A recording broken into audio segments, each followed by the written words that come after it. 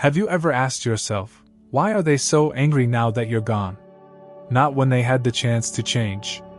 Not when you were still showing up, still forgiving, still trying. But now, when you've chosen peace, when you've finally stepped away from the chaos, they burn with rage. Why is that?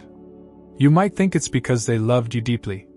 That they're hurting because they lost someone valuable. But let's get honest, if love was truly at the root, wouldn't they reflect, take accountability, and grow? Wouldn't they feel remorse instead of resentment? Here's a truth that many people never want to hear. They're not angry because they miss you. They're angry because they can no longer control you. This misunderstanding is where most of us fall into emotional traps. We mistake manipulation for love, attention for affection, and guilt for loyalty. But what if you could see it for what it really is? What if I told you that their outburst is not about you abandoning them, but about them losing the script they had you stuck in? This isn't just your story. It's the story of anyone who's ever grown beyond their role in someone else's drama. The moment you choose growth over dysfunction, healing over approval, boundaries over breadcrumbs, you break the system. And the system fights back. But here's where the transformation happens. When you understand this anger through the lens of Stoicism, you stop taking it personally. You stop needing their permission to be free. You begin to see clearly. Their reaction isn't a measure of your worth. It's a mirror to their unhealed wounds. And that's where your power begins. That's where you reclaim what they thought was theirs, your time, your heart, your mind. This video isn't about blaming them. It's about awakening you. We're going to walk through 6 core truths, 6 undeniable shifts, that happen when you move on without them. Each one will reveal why they fight, why they mock, why they twist the truth. Not because of hate, but because of fear. You're about to see their anger for what it really is, not a sign of love, but a symptom of lost control. Stay with me. What you'll hear next might just change how you view every relationship you've ever questioned. And by the end, you won't just feel stronger, you'll become stronger. Welcome to the truth they never wanted you to realize. Shall we begin? 1. The true source of their anger. They're not furious because they lost someone who loved them deeply. They're furious because they lost control over someone who once belonged to their emotional map. Peel back the layers and you'll discover that what really ignites their rage is not love turned cold but power slipping through their fingers. For years, they mistook your forgiveness for weakness and your loyalty for dependence. They believed you would stay regardless of how they treated you, entrusting themselves with your time, your kindness, your forgiveness on terms that suited them alone. Then suddenly, one day, you stood up, declared your dignity intact, and walked away. When that happened, what shattered was not your connection, it was their illusion, the illusion that you'd always be available, silent, malleable. Now their anger is not a lament for your absence but a tantrum aimed to reclaim what they assumed was permanently theirs, your emotional access, your complacency, your submission. They believed they held the script of your behavior, your reactions, your boundaries. When you broke free from that script, when you refused to apologize for choosing yourself instead of their drama, they realized they never truly had you. And that realization stings far more than rejection itself. Picture this. You stayed too long to prove that loyalty is strength, forgiveness is grace, patience is resilience. They misread that strength as soft, that grace was endless, patience was weakness. As Stoicism teaches, emotional clarity and inner peace are not mere traits but anchors of your identity. Once you anchored yourself there, they lost the currents that fed their need for control. And the moment you walked away with your dignity, without screaming, without begging, without seeking permission, you exposed the foundation of their power as fragile, ego-driven, dependent on your submission. Their anger is not about love, it's about function. You cease to function as their emotional safety net. We often search for closure by expecting them to suffer, to regret, to scramble backwards. But that expectation is exactly what they've weaponized against you. Stoic relationships aren't transactional. They're built on mutual respect, growth, alignment. When you stepped away from theirs, their illusion of mutuality crashed. They did not expect you to reclaim the narrative you once let them narrate. So they lash out, spinning lies, twisting truth, digging for chaos and silence. But what's truly unfolding is the disintegration of their control. They're angry because they can't access the person they thought they had on repeat. At the core of Stoicism lies the recognition that our emotional serenity is ours, untouchable by the chaos others project. When you move on without them, you are not running from love, you are walking towards self-respect. That walk unsettles people used to dictating your pace, your forgiveness, your return. Their rage is their ego's final gasp. So don't mistake it for a sign of their pain, it's proof of your autonomy. When you value your peace more than their chaos, you become dangerous to their survival, because chaos was their ecosystem. You thrived when you were exposed, enraged when you refused to be broken, and terrified when you stayed silent with strength rather than words. What they never understood is that your loyalty was never soft, it was rooted in inner fortitude.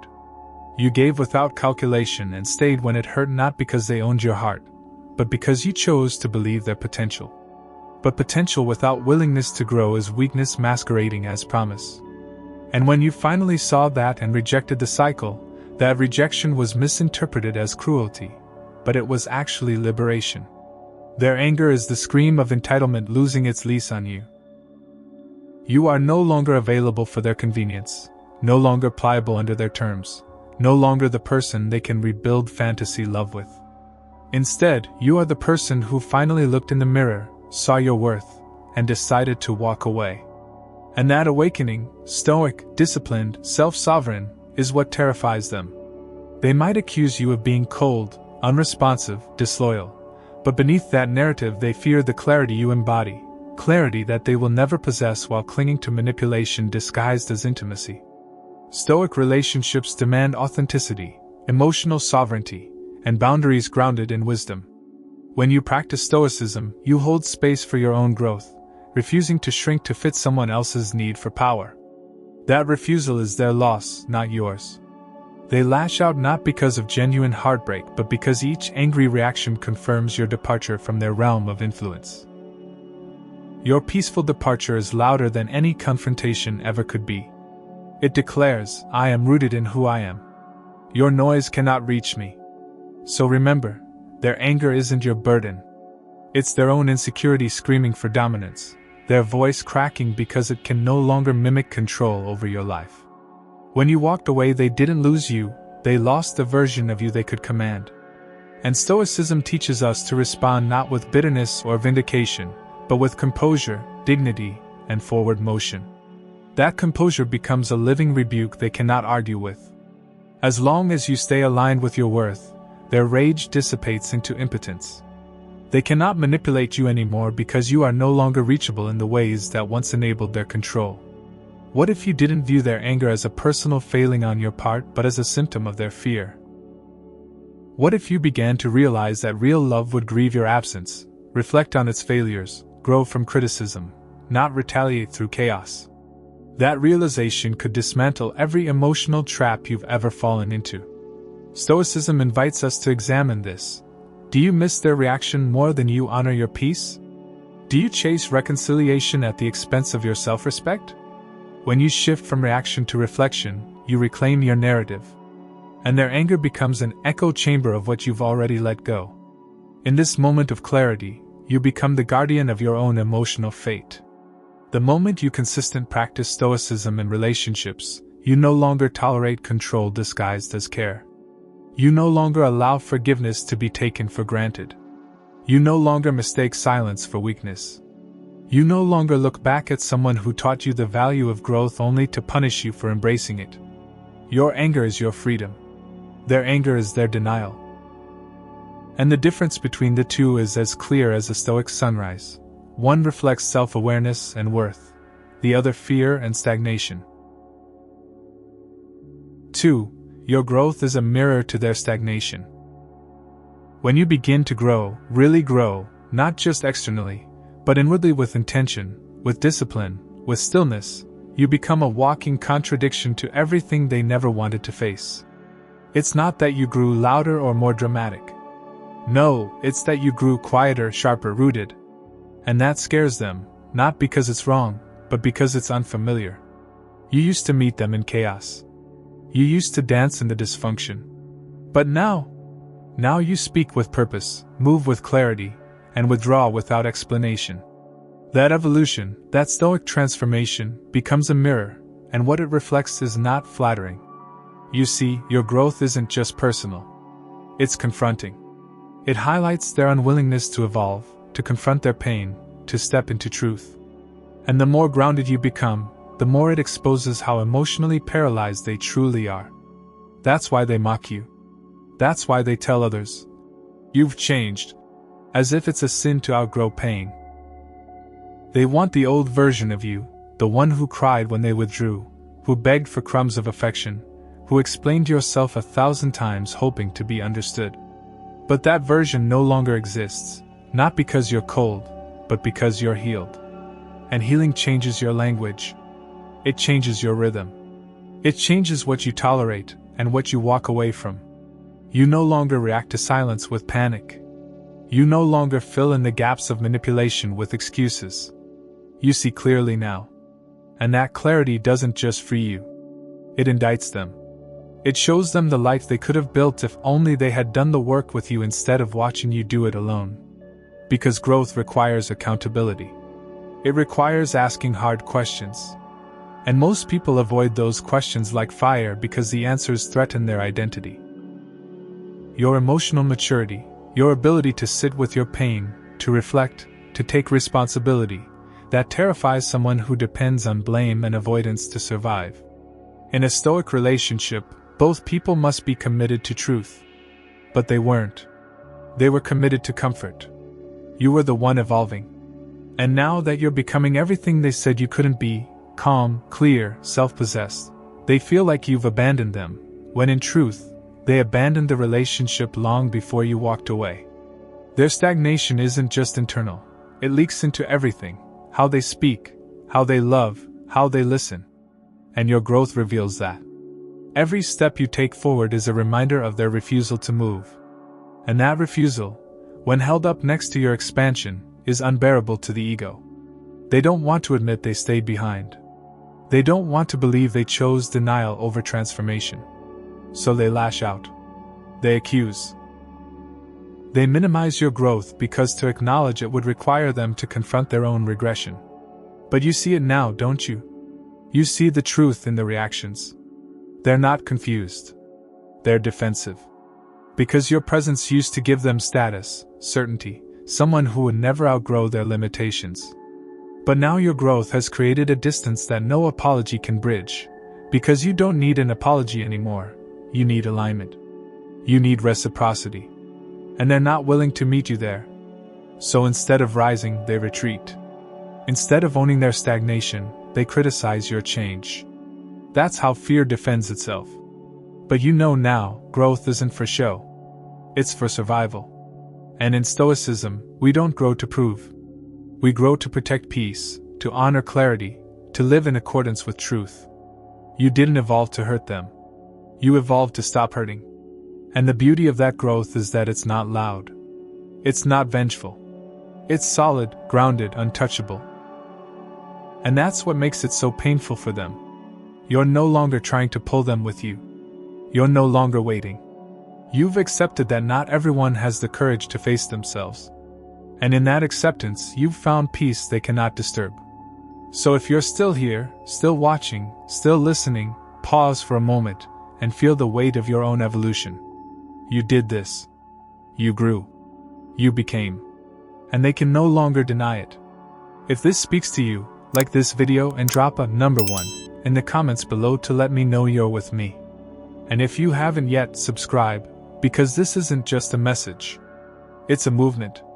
And your growth deserves to be heard. 3. Silence as power, not punishment. They expected you to scream, to cry, to plead. They expected fireworks or confrontation, some emotional breakdown that validated their sense of importance. But instead, what you gave them was silence, not the silence of retreat or suppression, but the silence of realization, the silence of evolution. That stillness, that calm withdrawal, is not punishment, it's power. It's what happens when you reach a point where words are no longer bridges but barriers. When you understand that further explanation is no longer a tool for healing, but a weapon used against your peace, you choose silence. And in Stoic relationships, that silence becomes sacred. You're no longer reacting to their games, to their bait, to their emotionally manipulative cycles.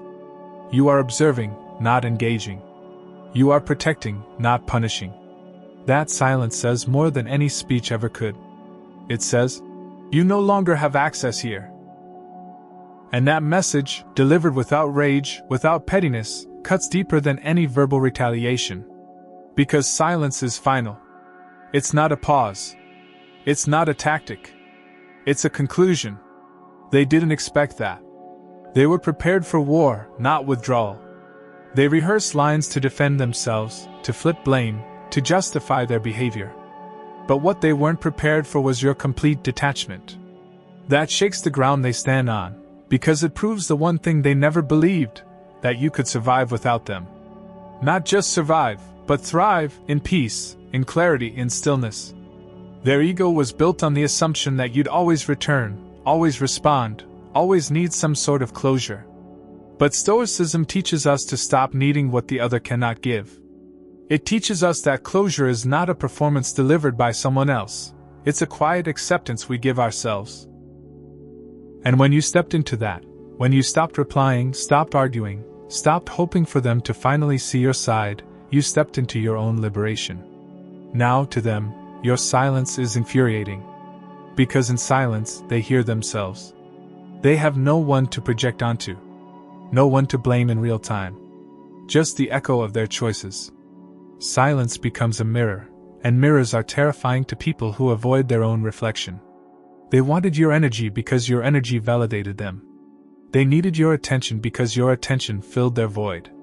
But when you reclaimed it, when you chose not to respond, not to perform the role they assigned to you, they saw the truth. They never had you, they had access to a version of you that hadn't yet awakened. And now that you have awakened, silence is not revenge, it's truth. It is the quiet assertion of boundaries long ignored. It is the loudest reminder that they no longer control your emotional rhythm. And Stoicism reveals this paradox beautifully. Your lack of reaction is not lack of feeling. It's the result of deep feeling finally finding form. It's the product of pain processed, not suppressed. Because before the silence, there were nights of confusion, of heartbreak, of over-explaining, of begging someone to meet you in honesty. You've earned your silence. It wasn't given lightly. It was born through fire.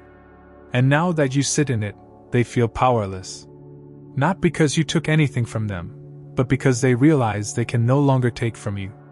They used to use your emotions against you, your empathy, your kindness, your forgiveness. But now, with silence, you've removed every tool they had to manipulate you. Silence dismantles the illusion. There are no more levers to pull, no more buttons to press. They call you heartless not because you are, but because your heart is no longer available for exploitation. They call you distant because you've placed your peace where their chaos can't reach. And they'll claim that your silence is immature, that it's unfair. But what they mean is, it's inconvenient. They can't twist your silence. They can't fight with your stillness. It leaves them alone with their conscience. And for many, that's unbearable. Your silence demands introspection, and introspection is the death of self-deception. Most people don't want truth. They want comfort. And your silence is uncomfortable. It doesn't chase, doesn't soothe, doesn't validate. It just is. And that isness becomes your shield. It becomes your armor. It allows you to walk away not with hatred, but with grace. You no longer have to justify your distance. You no longer have to defend your boundaries. The silence has said it all. It's not avoidance. It's wisdom. It's the understanding that some people will never admit what they did until there's no one left to perform for. And by then, their realization is no longer your responsibility. In Stoicism, we learn to master the art of letting go, not through bitterness, but through alignment. You chose peace not because you hate them, but because you finally love yourself. That silence is sacred. It's earned. It's powerful. It is the language of those who have nothing left to prove. And the more you embody it, the more you protect your soul from being dragged back into what nearly destroyed you. So the next time they try to provoke a reaction, the next time they reach out not with sincerity but with strategy, remember, your silence is your answer. Your growth will always be misread by those who never intended to grow with you. And that's okay. You owe no explanation for choosing wholeness over validation. Your stoic silence is a declaration that you will no longer participate in dynamics that demand the destruction of your spirit in order to maintain connection. You've changed. You've grown. And in your stillness, there is strength. That is not cruelty. That is clarity. 4. They twist the story to protect their ego. When you walk away with dignity, without a dramatic exit, without throwing blame, it doesn't give them what they expected, and that absence of drama becomes a threat. Because if you leave quietly, people are left with no visible story to tell. And here's what happens when someone refuses to take accountability. They rewrite the story. They twist facts. They bend the narrative until they are the wounded one, and you become the villain. It doesn't matter how loyal you were, how many times you stayed when it hurt, how many chances you gave when no one else would've. All of that gets erased in the version of events they now tell. Why? Because they're not seeking truth, they're seeking refuge from shame. And the fastest way to escape shame is to create a story where they were wrong, where they were betrayed, where they were forced to react, to walk away, to defend themselves. That narrative helps them sleep. It protects their ego. And the moment you stop defending yourself, the moment you let them say what they want without trying to explain your side, you give them the rope to hang their own character in front of the people who listen. You become silent, not because you don't care, but because Stoicism has taught you that arguing with distortion only adds fuel to a fire that's meant to burn itself out. Let them say what they need. Let them project. Because what they're really revealing isn't who you are, but who they need you to be in order to feel okay about their own failure to grow. They'll call you cold, heartless, disloyal, maybe even fake, but what they're actually saying is, I can't accept that you became someone I couldn't control. They'll post quotes, make vague comments, paint themselves as a victim of your transformation. Why? Because it's easier to blame your evolution than to admit their own stagnation. And as you grow more distant, more rooted, more calm in your power, the more twisted their stories become. Because peace in one person exposes the chaos in another. And their chaos doesn't like to be seen. So they disguise it. They use charm, they use false vulnerability, they gather sympathy. But Stoic relationships don't bend to performative pain. They are forged through shared accountability, through truth, through mutual growth. And when you step out of a space where those values aren't upheld, it creates a vacuum. In that vacuum, narrative becomes currency. And the one who tells the loudest story gets the most attention. So they weaponize attention.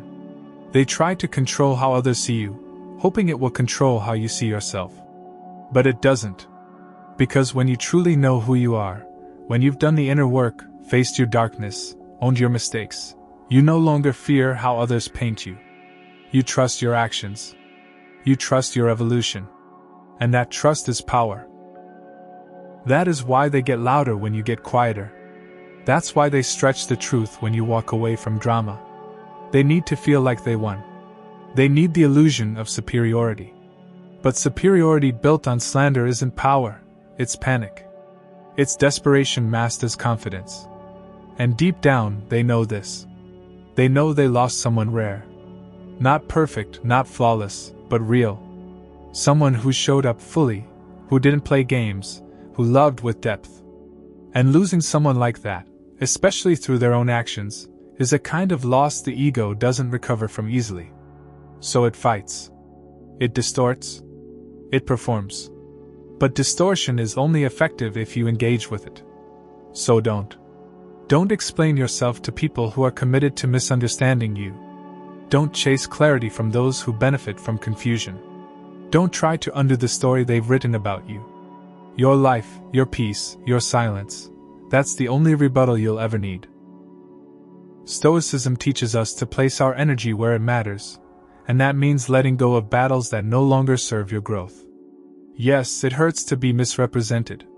Yes, it stings to be cast as a villain in someone else's fantasy. But what hurts more is wasting your healing on people who didn't value your honesty when it was in their hands. So rise. Don't reply. Don't post. Don't engage. Let them paint. Let them talk. Let them gather their gallery of misunderstandings. In time, people who are truly awake will see the truth. They always do. And the ones who don't? They were never meant to walk with you forward. Because the truth is, the only version of you they could love was the one they could control. And that version no longer exists. They know that now. And it terrifies them. So they rewrite. Because they have to. To survive the realization that they lost you, not because you stopped loving, but because you started respecting yourself. If you're still here, still resonating, still feeling seen, like this video and comment, number 1, down below if this truth echoes something you've lived through. And don't forget to subscribe, because you're not alone, and this channel is a space where your growth is honored, not punished. 5. Your absence becomes their wake-up call. They didn't believe you'd really leave. That's the part they never factored into their calculations. They thought you'd always be around, maybe bruised, maybe tired, maybe hesitant, but still there, still reachable, still open to negotiation. They took your presence for granted not because they didn't see your value, but because they assumed your patience was eternal, that your empathy was a resource they could withdraw from endlessly. They saw how much you cared, how deeply you forgave, how willingly you hoped, and they interpreted that not as strength, but as certainty. They believed you were emotionally anchored to them in a way that couldn't be undone, and so they pushed the limits. They delayed change. They avoided accountability. They chose momentary control over long-term connection. But then you left, not with fireworks, not with a dramatic exit, but with stillness.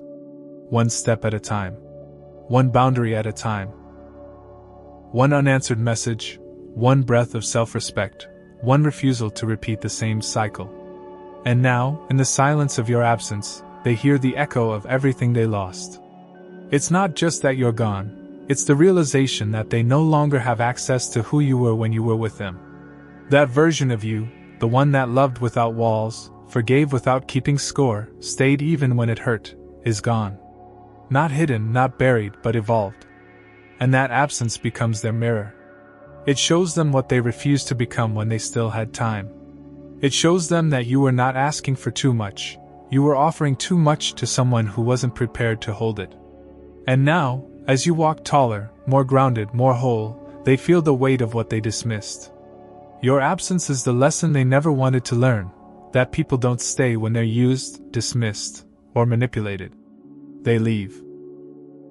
And when they leave with dignity, that dignity becomes unbearable for the ones who thrived on their emotional dependency. Now they feel it in the quiet. In the way you no longer reach out. In the way your name carries a new energy, one they no longer get to claim. They see your glow, and it unsettles them. They watch your peace from a distance, and realize they weren't your peace, they were your test. And now that you've passed, they are stuck in the classroom of their own making, repeating the same cycles, rereading the same lessons you graduated from. This is the haunting part. You didn't leave to hurt them, but your absence hurts more than anything else ever could. Because it is clean. It is complete. It is irreversible. They can't charm their way back in. They can't guilt you into returning. They can't provoke a reaction that will reopen the door. And they know that even if they did, the version of you that once lived on the other side of that door no longer exists. You have become someone new. Someone they can no longer manipulate. Someone they cannot reach through the old patterns. And that distance, that spiritual, emotional, psychological separation, is louder than any confrontation. You're not angry. You're not bitter. You're not seeking revenge. You're just absent. Fully, consciously, permanently absent. And that absence forces them to confront what they tried to avoid while you were still present, themselves. Their patterns. Their behavior. Their choices. They now have to sit with everything you once tried to explain, with everything they once dismissed. They now understand the silence not as rejection, but as consequence. And it terrifies them.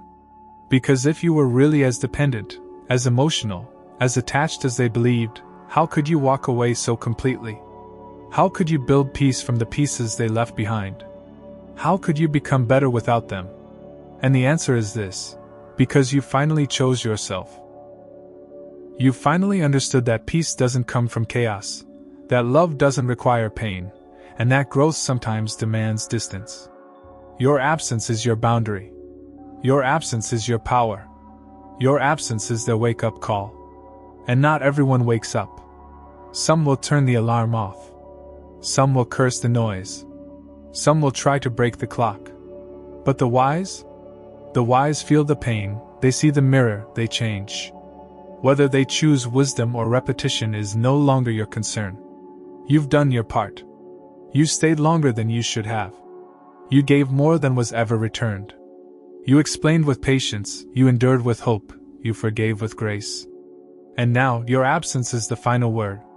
Not out of spite, but out of necessity. Because Stoicism teaches us that we are not responsible for others' growth, we are responsible for our peace. And in choosing that peace, you became untouchable. They now speak of you with confusion, with mixed stories, with unresolved emotion. But deep down they know. They know you left not because you stopped caring, but because you started caring in the right direction. You redirected the love you gave them back toward yourself. And in that redirection, you became free. Let them wrestle with your absence. Let them call it whatever helps them sleep. You no longer need to explain it. Your life, your clarity, your stillness speaks louder than anything you could ever say. 6. You didn't move on in spite. You moved on in self-respect. They'll tell the world you left because you were bitter, heartless, cold. That you changed. That you suddenly stopped caring. But here's the truth they'll never say aloud, because they can't even admit it to themselves. You didn't walk away to prove anything. You walked away because staying meant betraying yourself. And that distinction is everything. You didn't slam doors, you didn't make threats, you didn't orchestrate chaos to gain sympathy. You simply chose clarity over confusion. Self-worth over self-sacrifice. And that kind of move terrifies those who are banking on your inability to see your own value. Because the moment you stop begging to be seen, you start becoming visible in a whole new way, visible to yourself, to your soul, to your peace. You moved on not as a reaction, but as a declaration. A statement that says, I matter too. That I don't have to earn basic respect. That I'm done compromising with people who romanticize suffering. That I am no longer emotionally available for dysfunction masquerading as love. And they hate that. Not because they love you, but because your departure makes them confront something far more painful, that they could have done better. That they had a chance with someone real, and they ruined it. That they mistook something sacred for something replaceable. And now that you're gone, they realize the cost was never your presence, it was your access. Because even if they wanted to apologize, even if they suddenly woke up and wanted to fix it, they know deep down they no longer qualify for the version of you that existed before. That version gave endlessly, explained repeatedly, waited patiently, hoped foolishly. That version is no longer available. And the one that remains is too healed to entertain games, too grounded to entertain chaos, too elevated to return to a dynamic that nearly cost them their soul. And what's worse, for them, is that you left in peace. Because peace exposes guilt. Peace is a mirror. Peace says, you didn't push me away with anger. You lost me with silence. And that silence is what destroys them. Because it wasn't silence born from apathy. It was born from clarity. Clarity that says, I don't hate you, I just finally love me. And Stoicism teaches us exactly that. When we act from inner alignment, we don't need to justify our decisions to people who benefit from our confusion. We move because it is time to move. Not to teach them a lesson, but to stop betraying our own. You didn't change to hurt them. You changed because staying meant losing yourself. Because when you keep shrinking to fit a relationship, eventually you vanish. And one day you woke up and realized, you deserve to be whole. You deserve to be respected, to be chosen, to be heard without having to scream. You stopped accepting crumbs and called it healing. You stopped labeling emotional starvation as strength. And they hate that. Because they could get away with anything when you didn't know your worth. They could mistreat, manipulate, and twist your reality when you still believed that love meant enduring pain. But once you woke up, once you saw it all clearly, once you chose to stop bleeding for someone who wouldn't even hand you a bandage, they lost their grip.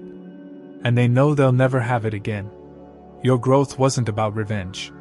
It wasn't about showing off. It was about survival. Because staying in that cycle was killing your spirit.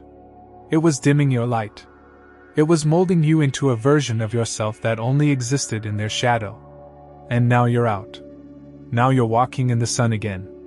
And that light, that glow, that steady peace, it's not just healing for you. It's a revelation for them. A painful reminder that they were offered something rare and they treated it like it would last forever. That you weren't just another option, they just thought you'd never become unavailable. That you weren't hard to love, they were just too wounded to receive it. And now, they spin the story. Because the story helps them cope.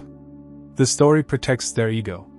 But the truth sits in the empty space where your presence used to be. It echoes in the silence where arguments used to live.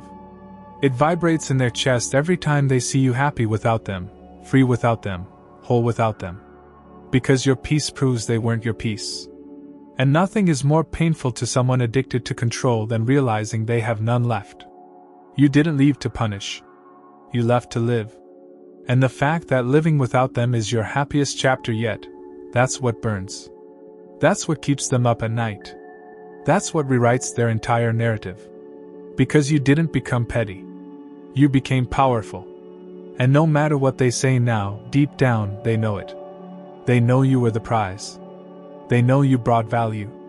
They know they didn't rise to meet you. And now it's too late. So let them say what they need. Let them post, let them twist, let them pretend. You're not responsible for how others digest the truth you've outgrown. You're only responsible for honoring it. And you did. And if you're still with me, still walking through this with open eyes and a grounded soul, then you've already won. Because awareness is victory. Because peace is power. Because choosing yourself isn't selfish, it's sacred. So if this part spoke to you, if it echoed something unspoken in your own story, do me a favor, like this video and comment, number 1, below to let me know you're reclaiming your worth. And subscribe, because this isn't the end of the story, it's the beginning of everything real. So now you know. Their anger was never truly about you. It was about what you represented, what you revealed, what your growth exposed in them. When someone thrives on control, they cannot comprehend the kind of calm detachment that no longer seeks validation, no longer fears abandonment, no longer dances to the rhythm of emotional chaos. Your silence, your absence, your peace, it disrupted the entire script they were acting from. It made their tactics obsolete, their patterns irrelevant, their assumptions powerless. But you didn't walk away to punish. You didn't grow to provoke. You didn't evolve to win. You evolved because you had to. Because every moment you stayed, hoping for reciprocity in a relationship built on imbalance, your soul was quietly breaking. And at some point, the truth became louder than the story you told yourself. The truth that real love does not hurt like that. That commitment is not proven through suffering. That peace is not earned by enduring manipulation. So you let go, not all at once, but piece by piece. You gave yourself back to yourself. And in doing so, you set in motion a transformation they never saw coming. Because people like that, they don't plan for your healing. They don't expect you to rise. They prepare for your return, your weakness, your eventual submission.